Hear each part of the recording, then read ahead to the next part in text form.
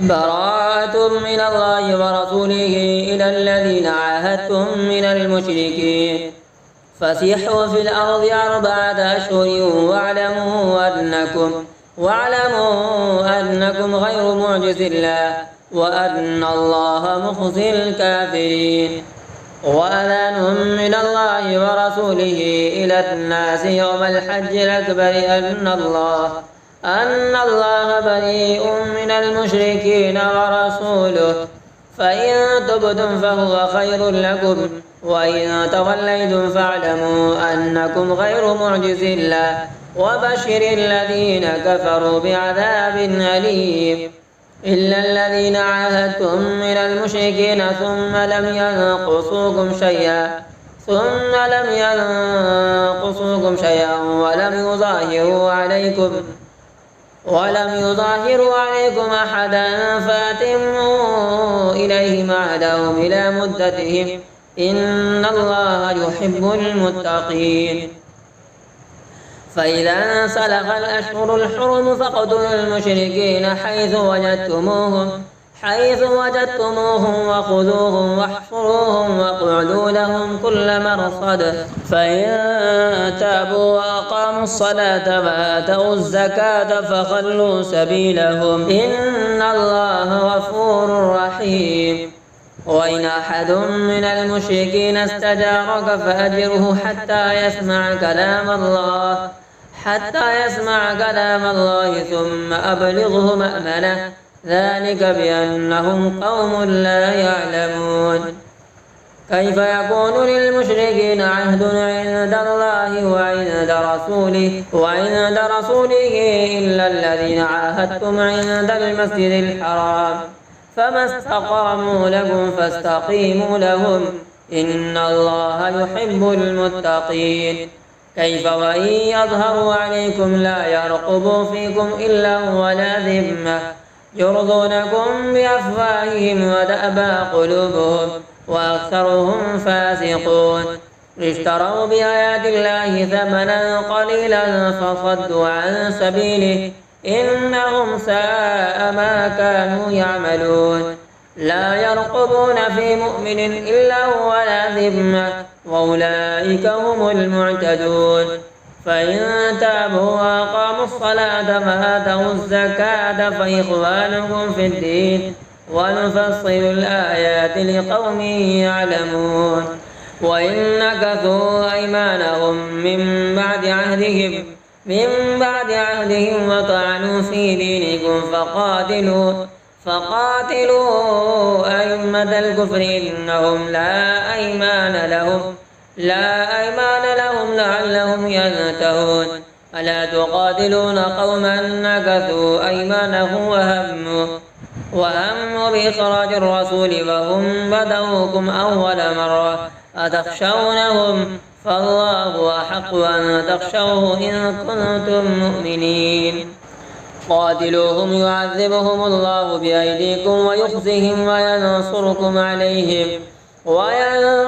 عليهم ويشفي صدور قوم مؤمنين ويذهب غيظ قلوبهم ويتوب الله على من يشاء والله عليم حكيم.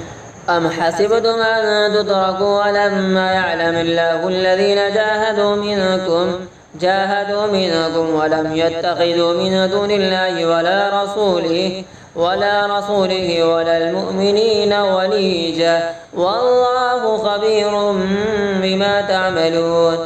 ما كان للمشركين أن يعمروا مساجد الله شاهدين على أنفسهم بالكفر أولئك حبطت أعمالهم وفي النار هم خالدون.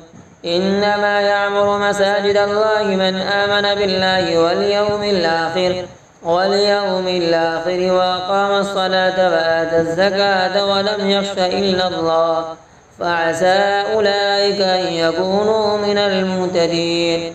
أجعلتم سقاية الحاج وعمارة المسجد الحرام كمن آمن بالله واليوم الآخر وجاهد في سبيل الله لا يستوون عند الله والله لا يهدي القوم الظالمين. الذين آمنوا وهاجروا وجاهدوا في سبيل الله بأموالهم أعظم درجة عند الله وأولئك هم الفائزون. يبشرهم ربهم برحمة منه ورضوان وجنات لهم فيها نعيم مقيم خالدين فيها أبدا إن الله عنده أجر عظيم. يا أيها الذين آمنوا لا تتخذوا آباءكم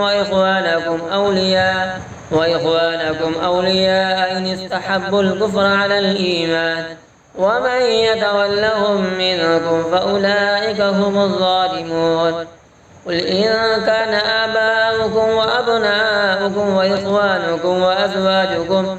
وأزواجكم وعشيرتكم وأموال اقترفتموها وتجارة تخشون كسادها ومساكن ترضونها أحب إليكم من الله ورسوله وجهاد في سبيله فتربصوا حتى يأتي الله بأمره والله لا يهدي القوم الفاسقين. لقد نصركم الله في مواطن كثيرة ويوم حنين إذا أعجبتكم كثرتكم فلم تغن عنكم شيئا وضاقت عليكم الأرض بما رحبت ثم وليتم مدبرين. ثم أنزل الله سكينته على رسوله وعلى المؤمنين وأنزل جنودا لم تروها وعذب الذين كفروا وذلك جزاء الكافرين. ثم يتوب الله من بعد ذلك على من يشاء والله غفور رحيم. يا أيها الذين آمنوا إنما المشركون نجس فلا يقربوا المسجد الحرام بعد عامهم هذا وإن خفتم عيلة فسوف يغنيكم الله من فضله إن شاء إن الله عليم حكيم. قاتلوا الذين لا يؤمنون بالله ولا باليوم الآخر ولا يحرمون ما حرم الله ورسوله ولا يدينون دين الحق من الذين أوتوا الكتاب حتى يعطوا الجزية عن يد وهم صاغرون. وقالت اليهود عزير بن الله وقالت النصارى المسيح ابن الله ذلك قولهم بأفواههم يظاهرون قول الذين كفروا من قبل قاتلهم الله أنى يؤفكون. اتخذوا أحبارهم ورهبانهم أربابا من دون الله والمسيح ابن مريم وما أمروا إلا ليعبدوا إلها واحدا لا إله إلا هو سبحانه عما يشركون. يريدون أن يطفئوا نور الله بأفواههم ويأبى الله إلا أن يتم نوره ولو كره الكافرون. هو الذي أرسل رسوله بالهدى ودين الحق ليظهره على الدين كله ولو كره المشركون. يا أيها الذين آمنوا إن كثيرا من الأحبار والرهبان ليأكلون أموال الناس بالباطل ويصدون عن سبيل الله والذين يكنزون الذهب والفضة ولا ينفقونها في سبيل الله فبشرهم بعذاب أليم يوم يحمى عليها في نار جهنم فتكوى بها جباههم وجنوبهم وظهورهم هذا ما كنزتم لأنفسكم فذوقوا ما كنتم تكنزون. إن عدة الشهور عند الله 12 شهرا في كتاب الله يوم خلق السماوات والأرض منها 4 حرم ذلك الدين القيم فلا تظلموا فيهن أنفسكم وقاتلوا المشركين كافة كما يقاتلونكم كافة واعلموا أن الله مع المتقين. إنما النسيء زيادة في الكفر يضل به الذين كفروا يضل به الذين كفروا يحلونه عاما ويحرمونه عاما ليواتئوا عدة ما حرم الله فيحلوا ما حرم الله زين لهم سوء أعمالهم والله لا يهدي القوم الكافرين.